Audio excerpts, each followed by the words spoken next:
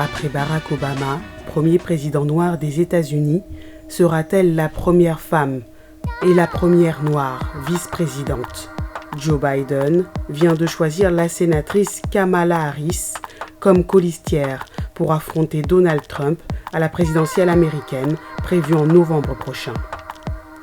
Évidemment, vous dites ce sont des zones rouges. Et c'est l'épouvantable paradoxe de savoir que nos jeunes humanitaires sont morts dans cette zone jaune, une zone où l'on pouvait aller, je dirais, de manière assez classique.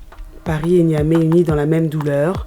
2 Nigériens et 6 humanitaires français de l'ONG Acted ont été tués lors d'une excursion dans la réserve de girafes située à Kouré, à 60 km de la capitale Niamey. L'attaque n'a pas été revendiquée.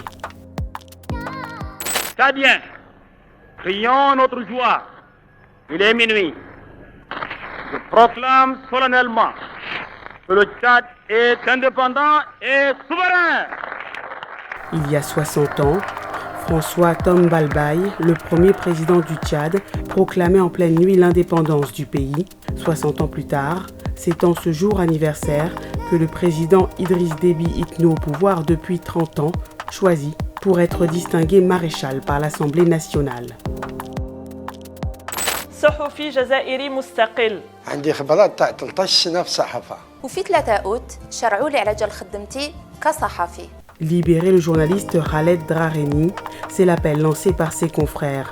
Directeur du site d'information Casbah Tribune, symbole de la liberté de la presse en Algérie, il a été condamné ce lundi à 3 ans de prison ferme pour incitation à attroupement non armé et atteinte à l'unité nationale, en cause sa couverture le 7 mars dernier à Alger d'une manifestation du Irak.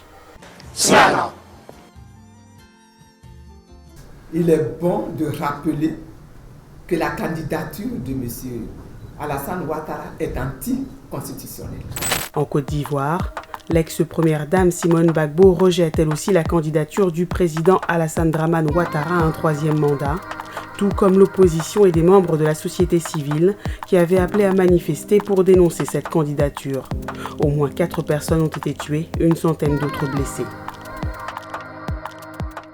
C'est la puissance. Tous les femmes d'Arafat et le moral d'acier.